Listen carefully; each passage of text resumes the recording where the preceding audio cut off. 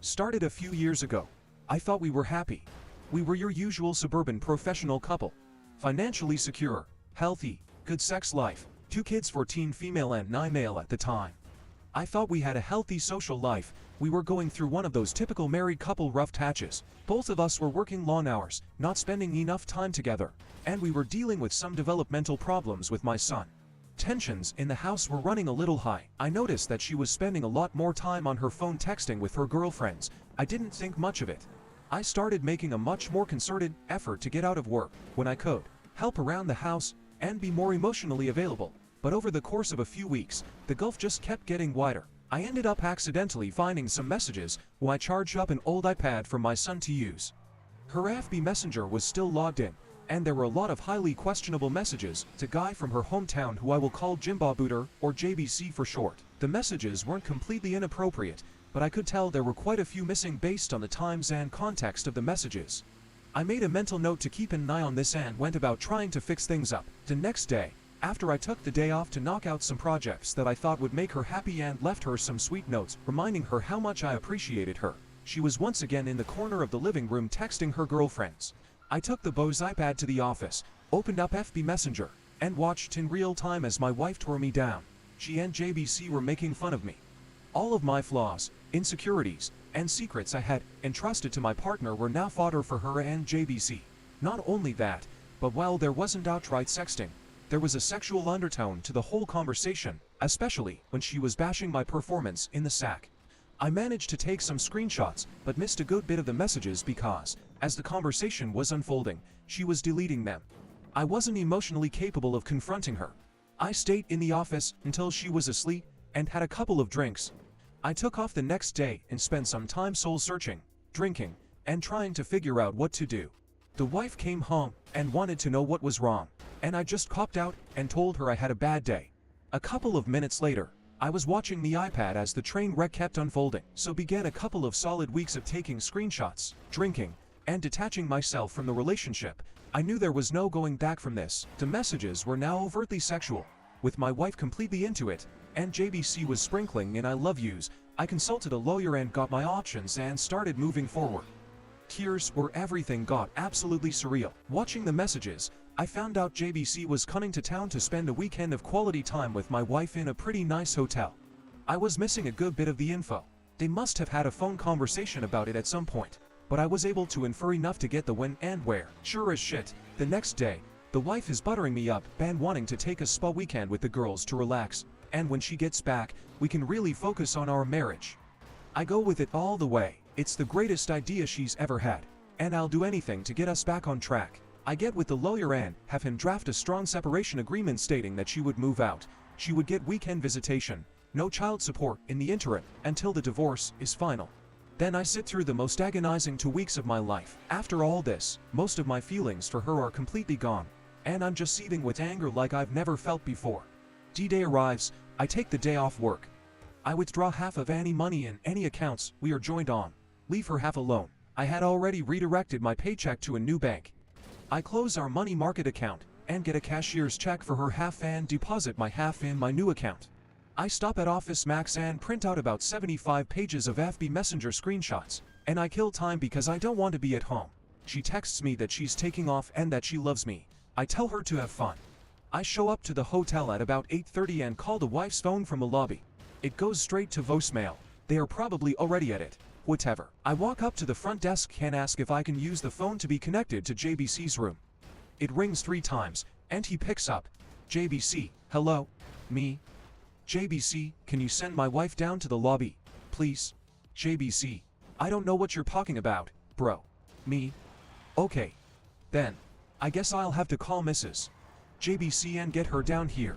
Totally a bluff. I knew he was married, and I knew her first name, but that was it. JBC. Inaudible, shuffling, panicked me. You got 5 minutes. Click. Not even 2 minutes later, my wife comes walking out of the elevator looking a little flustered. I sit her down in the corner of the lobby. Her starts spewing bullshit, saying it's not what it seems, etc., etc. Me. I'm not here to argue. The things that are said in this pile of papers are what's going on. The only way I'm not giving a copy of this to our daughter, your parents, and emailing it to everyone we know is if you move out immediately. Wife was very prideful, daughter was going through a rebellious teen phase, and her knowing probably would have forever killed their relationship. Wife was also her parents' golden child, and she always worried about what they thought of her. I didn't have much leverage, and shame was my only card to play. Also, her professional life is built up around her image, so I knew she would protect that at all costs. Her sniffle, mumble, inaudible, this is a check for half of the money market account. I've withdrawn my half of the money from all the other joint accounts. You should have more than enough to get a place. She starts to cry a little. I could almost see the different thoughts and waves of emotions going through her, but now is the time to keep pressing. Me. Here is a separation agreement that I think is more than fair considering what's going on. I'm going to need you to look this over, sign it, and leave it at the house when you get your stuff. Do you want to look through these screenshots? Her? No. Me? Okay. Go have fun with JBC. Do not come back to the house, or I'm going to send this holds-up ream of screenshots to everyone. I bounce out of the lobby, and I can hear her start to have a breakdown. I get to the car, drive off to a parking lot, and have my own crying rage fit. Previously, I would have cried in front of her and yelled and whatnot, but I managed to get my shit together enough to pull it off. I don't know what she did that night or over the weekend. She texted and called over and over, wanting to talk. I just turned the phone off, and by the time Monday afternoon rolled around, there were movers getting her stuff, and she delivered the agreement. I let her have a talk with the kiddos, basically saying mommy and daddy need some time apart, we still love you, etc., etc. Standard divorce talk. After a week, she wants to have a real talk for the first time. I oblige her because I've already got my shit together and I've got an idea of what I want, but I should hear her out. She's so sorry. She wants another chance. She wants her family back. She'd do anything. She's on her knees crying into my lap. I have no intention of ever taking her back. I tell her she needs to set up marriage counseling on her own at a time that works for me. I tell her that I can't live with her, but she should be around the children to try to maintain a relationship with them. So starts our new normal of her coming over the house, cooking, and having dinner with the kids 3 nights a week. She always saved me a plate. I made myself scarce, her cleaning the house and doing the kids' laundry, then heading back to her place. We went to counseling. It consisted of her working through her issues with the therapist, trying to figure out why she did it, her begging for forgiveness, and me stoically playing the victim.